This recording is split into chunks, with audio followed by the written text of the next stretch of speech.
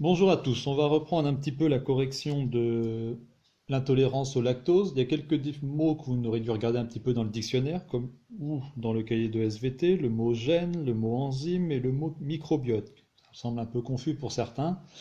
Donc microbiote, ce sont des microbes et essentiellement des bactéries qui se trouvent dans votre intestin. On appelle ça la flore intestinale.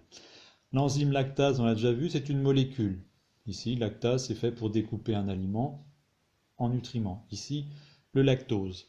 Et le gène lactase est régulateur. Et vous savez qu'un gène est un morceau du chromosome qui décide d'un caractère.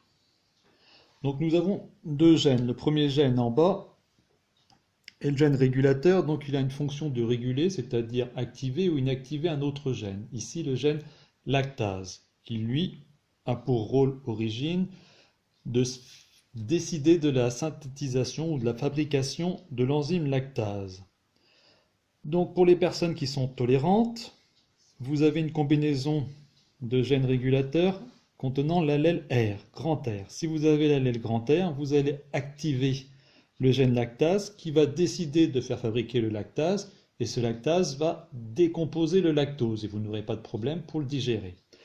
Par contre, si vous n'avez pas cet allèle R, grand R, si vous avez que deux petits allèles petit r, ce gène régulateur va inactiver le gène lactase. Donc il n'y aura plus d'enzyme et le lactose va rester dans votre intestin et les bactéries vont en profiter, il y a à manger, ils vont le découper, mais ça va entraîner des gaz, des acides et donc des flatulences. Ce qu'il faut également retenir, c'est que tout le monde a ce gène régulateur et tout le monde a ce gène lactase. Nous l'avons tous au départ, ils fonctionnent tous au départ, étant donné que tous, nous avons consommé de lait de notre mère. Donc nous avons pendant quelques années ce gène qui fonctionne, mais pour une certaine partie de la population, ayant l'allèle petit r, généralement ce sont originaires des cueilleurs, il va se mettre à inactiver le gène lactase, alors que ceux qui auront l'allèle R, lui va continuer à fonctionner.